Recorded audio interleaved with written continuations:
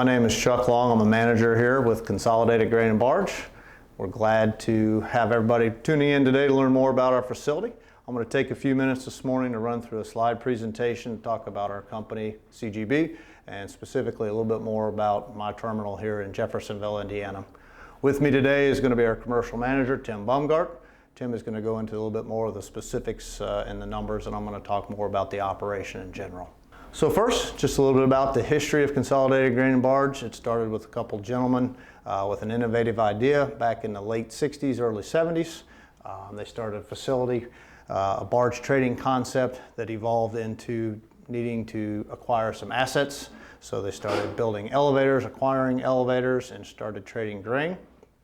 From there, our humble roots started mainly as a grain origination company. From there, we started to diversify over the past few decades into different transportation and logistics kind of offshoots, always kind of all driven from the original goal of trading grain as kind of the core principle of our company. Today, since that beginning, we were acquired by two different companies. One company is Zeno Grain, one company is Itochu. So we're a private company. We've got a little over 100 facilities and approximately 3,000 employees as of today. And as I mentioned, we started out with originating grain, and today we've diversified into other services for the producer. As I mentioned, our two parent companies, one is pronounced as Zeno. It's a large cooperative in Japan. Itochu would be the other parent company. Zeno is a private company. Itochu is an open trading company. So the first picture I have here is of our export facility in Convent, Louisiana, just outside of New Orleans on the Mississippi River. You can kind of see a large infrastructure there with about 4 million bushels of storage.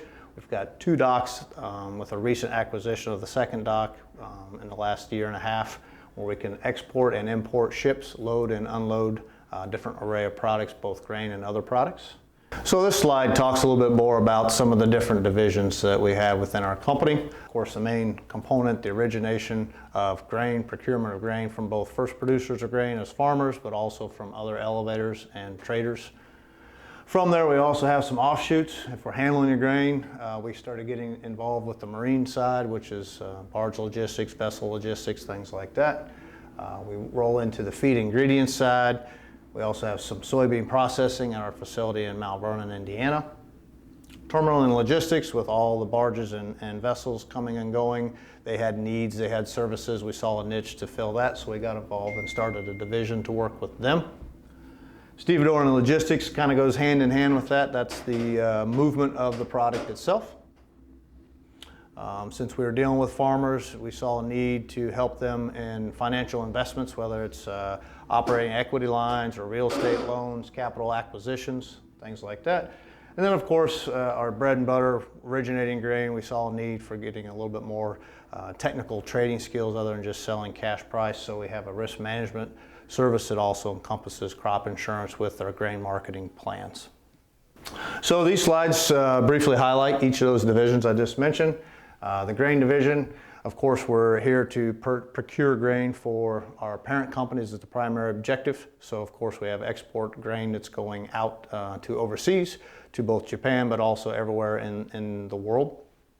We also have domestic end users, depending on which facility and which part of the region you're in, that we supply as well. 106 facilities, 38 of them are river terminals, and 6 of them are shuttles or large train loaders. We talk about trying to have some innovative, customized marketing solutions, as well as being able to take care of our bread and butter, sell it across the scales. We try to offer a array of services for the farmers. This is a picture that kind of shows all of those 100 plus facilities, kind of where we're located.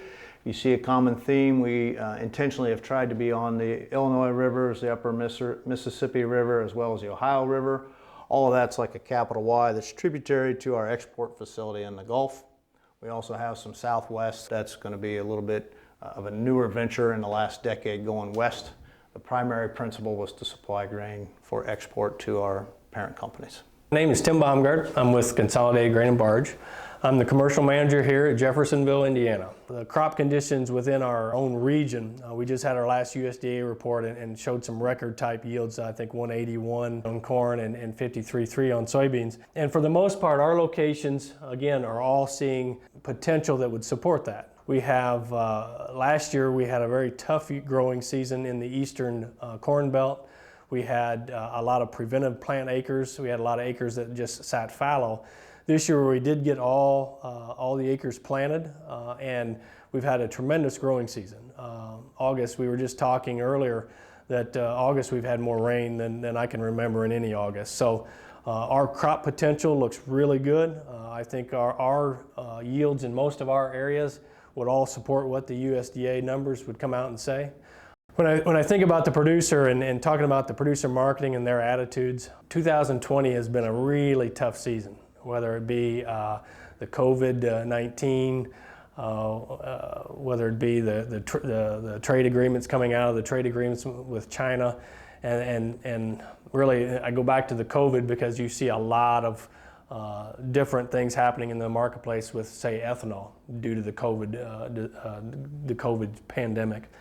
And so producer sentiment is somewhat negative on corn from a price perspective, and somewhat positive on beans. As we see China coming in and starting to buy more soybeans, they are buying corn, but with the ethanol downturn in ethanol, that still has them a little negative on corn. So what I'm seeing out of producers today is I'm seeing the interest and the ability and the willingness to sell soybeans ahead of harvest, because most of them feel like they're not going to have enough crop storage this season for the good crops.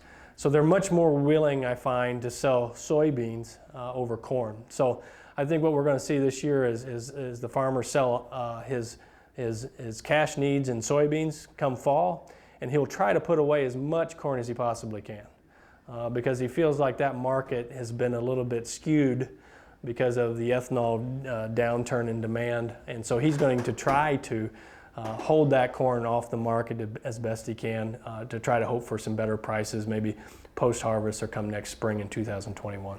When we saw the United States go into a lockdown type situation or a quarantine situation, we saw the demand for gasoline and fuel ethanol, if you will, really take a nosedive. And so we've seen a number of plants close their doors. We've seen a number of their plants cut their production.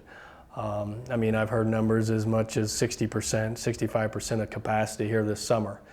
Now we're slowly seeing, as the economy reopens, we're starting to see that fuel demand come back.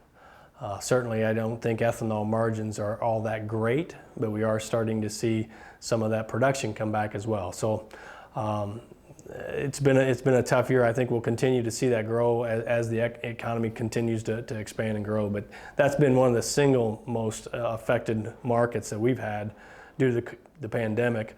The next in line would have to be the meat industry. Back in the height of the meat industry, of the pandemic, say in late March, early April, man, we really saw the supply chain struggle, because as all the restaurants shut down, now we have this whole redistribution of how people are eating. And first off, you take the restaurants out of the play, and then you also put all the demand back into the grocery stores, and we really had the distribution network really messed up. And that's pretty important, because a lot of our production facilities, whether it be poultry or hogs, they all have a channel that they fit into.